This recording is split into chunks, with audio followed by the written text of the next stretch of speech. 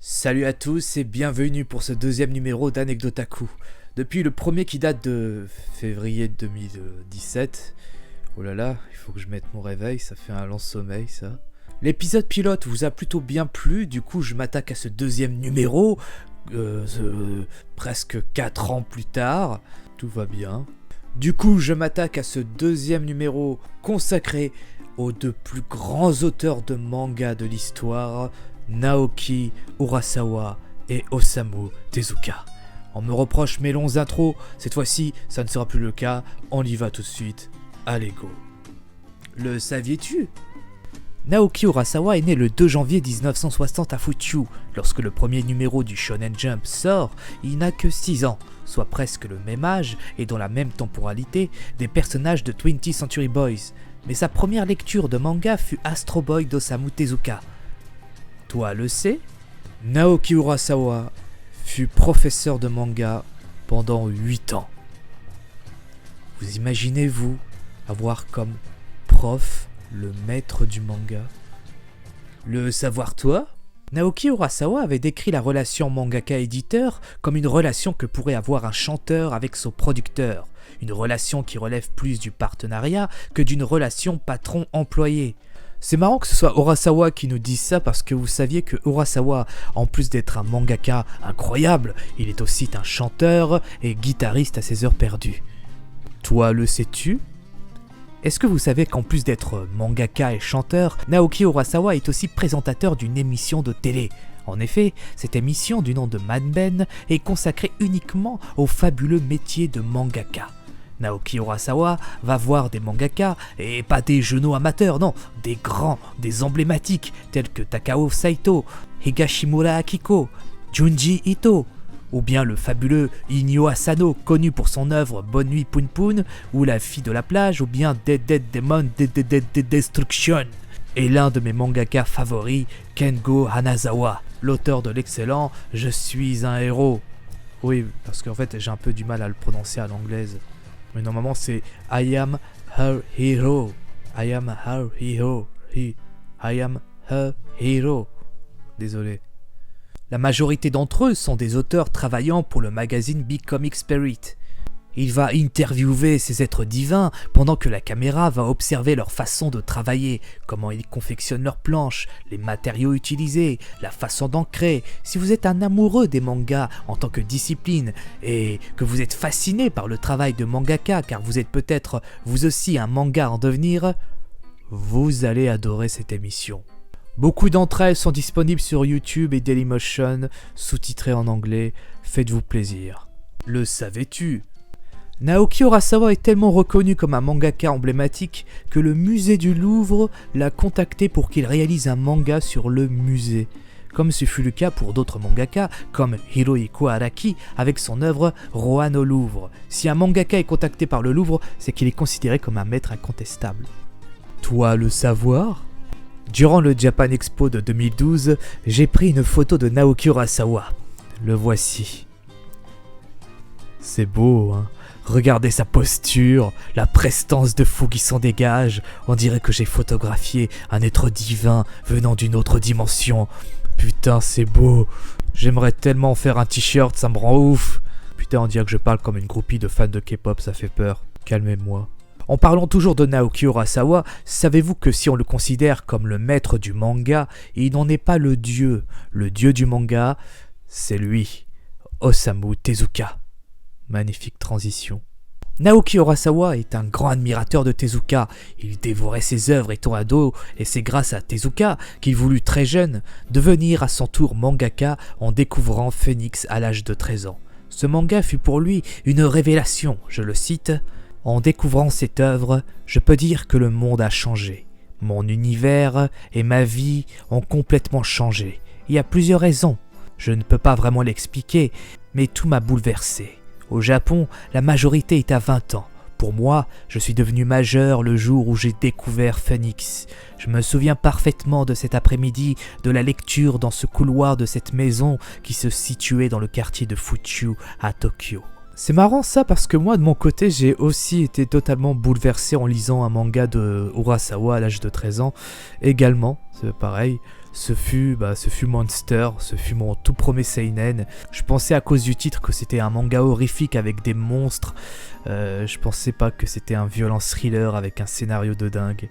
Sauf que moi je le lisais pas dans une maison à Fuchu, mais dans les rayons d'un manga d'un hypermarché Carrefour. Bon, revenons à Urasawa. Son admiration est telle qu'on retrouve dans beaucoup de ses mangas des clins d'œil, des hommages, des inspirations aux œuvres de son maître spirituel qu'est Osamu Tezuka. Dans 20th Century Boys, il y a des passages qui mettent en scène des mangaka dont l'un d'eux porte un béret. C'est aussi le cas dans le manga Billy Bat que je vous recommande chaudement. Ce sont des hommages à Osamu Tezuka qui lui aussi, au-delà de ce qu'il représente, était connu pour porter un béret noir. Est-ce qu'il le sais-tu vraiment ? Le nom du personnage principal du chef-d'œuvre qu'est Monster, le docteur Kenzo Tenma, est bien entendu un hommage au personnage du docteur Umataru Tenma dans Astro Boy, le manga qui a bercé Urasawa dans son enfance. La différence, c'est que le Tenma de Tezuka donne naissance à un robot gentil au cœur pur, alors que le Tenma de Urasawa, en sauvant Johan, il donne naissance à un monstre psychopathe.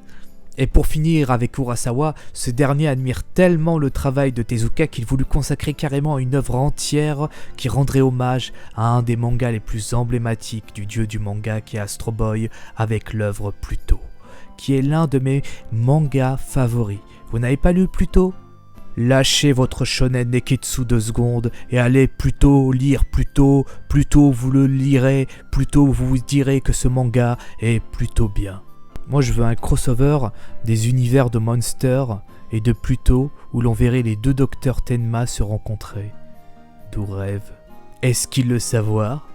Osamu Tezuka est né le 3 novembre 1928 à Toyonaka, dans la préfecture d'Osaka.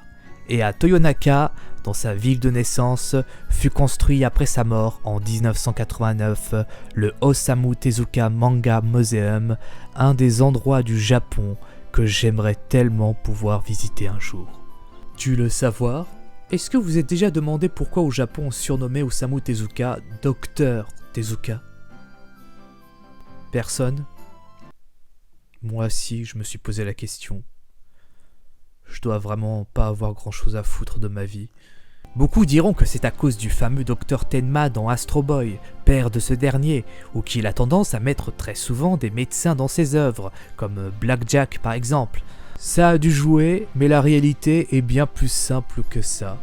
Avant d'être mangaka, Osamu Tezuka était étudiant en médecine. En parallèle à ses études en médecine, il réalisa des planches de manga pour ses éditeurs. D'ailleurs, en 1961, avant de définitivement abandonner la médecine pour se consacrer entièrement au manga, il réalisera même une thèse en médecine sur la structure du sperme des escargots. Ouais. Le dieu du manga était fasciné par la semence des escargots. On peut dire qu'il en avait quelque chose à foutre. Je sais, cette blague est d'une grande finesse. D'ailleurs, est-ce que le spermatozoïde d'un escargot se déplace-t-il aussi vite qu'un spermatozoïde humain lors de sa course à l'ovule ? C'est une question qui paraît débile, je l'accorde, mais qui mérite malgré tout d'être posée sérieusement. Et bah heureusement qu'on avait un homme comme Tezuka pour étudier le sperme de ces fascinantes gastéropodes à coquilles afin d'en avoir la réponse. Mais en fait, j'ai vérifié et on n'a pas la réponse à cette question. Dommage. Le saviez-vous-t-il ? S'il y a bien une chose qui oppose Osamu Tezuka aux escargots, c'est la vitesse. Osamu Tezuka, c'est plus de 600 mangas réalisés et publiés entre 1946 et 1989. Plus de 170 000 pages dessinées au cours de sa carrière. Il a signé environ 700 œuvres et réalisé environ 70 séries animées, téléfilms, longs métrages et courts métrages d'animation. L'un des mangaka les plus productifs, les plus prolifiques de l'histoire. Toi, savoir-tu ? Osamu Tezuka a 2 enfants. L'un d'eux, Makoto Tezuka, est réalisateur de films et bosse en tant que dirigeant chez Tezuka Productions. Il est marié depuis 1989 avec la mangaka Reiko Okano. Saviez-tu toi ? Osamu Tezuka a adoré les productions Disney. Il ne s'en est jamais caché. C'est à lui qu'on lui doit les gros yeux très expressifs des mangas que beaucoup de mangaka des générations suivantes s'empresseront d'imiter. Ce ne fut pas trop le cas de Walter Disney qui éprouva un désintérêt total pour les travaux d'Osamu Tezuka. Au-delà du style de dessin, Tezuka créera plein de mangas qui s'inspireront de beaucoup d'œuvres de Walt Disney. Parmi ces œuvres, on a évidemment le très connu Astro Boy, qui se veut être une brillante adaptation libre de Pinocchio dans un monde plus futuriste et technologique. D'ailleurs, en 2004 sort Pinocchio le robot, qui est carrément un plagiat d'Astro Boy. Si vous regardez le film, c'est Astro Boy carrément. Juste pour les besoins de cette vidéo, j'ai regardé le film. Bon, par contre, je n'arrive pas à savoir si c'est un plagiat ou un hommage, vu que le film a été produit en 2003, année de naissance d'Astro Boy dans le manga. Ça pourrait être une sorte de clin d'œil, je ne sais pas.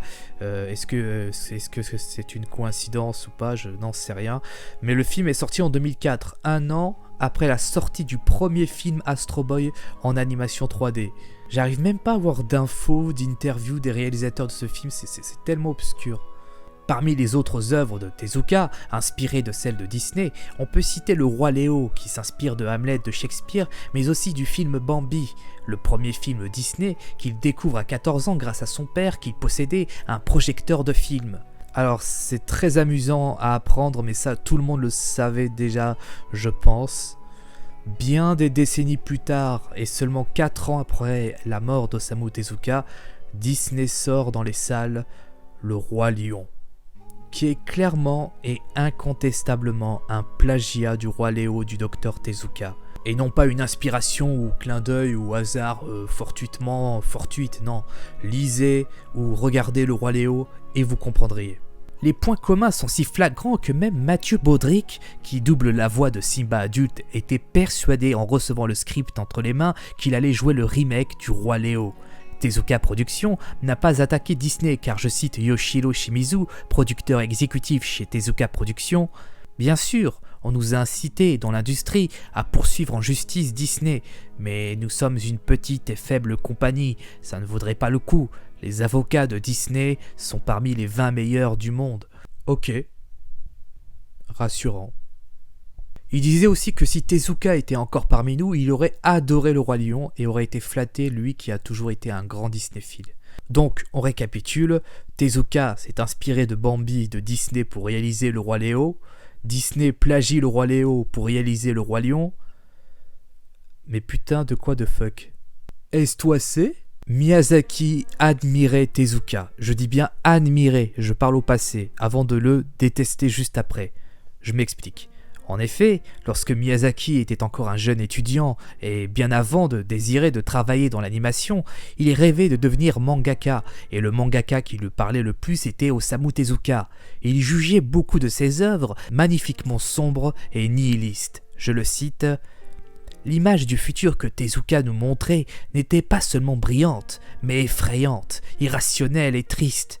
Il avait déjà réalisé les deux aspects opposés du modernisme, la prospérité et la destruction. Il reprochait par la suite à Tezuka de faire des œuvres trop plates, sans âme, devenu plus un businessman qu'un mangaka avec une véritable vision d'auteur. Ah là là. Miyazaki ce péteux. Vous savoir toi, Osamu Tezuka est un amoureux du cinéma et notamment de l'expressionnisme allemand des années 20. Il réalisa même une adaptation libre en one-shot en 1949 de Metropolis de Fritz Lang qui sera adaptée au cinéma par Madhouse en 2002 et réalisée par Rintaro. Fritz Lang qui ne partageait pas l'idéologie nazie et s'exila aux États-Unis en 1933 au moment où Hitler prit le pouvoir. D'ailleurs, savez-vous que Osamu Tezuka réalisa un magnifique manga sur cette période du nom de l'histoire des trois Adolphes? À lire absolument.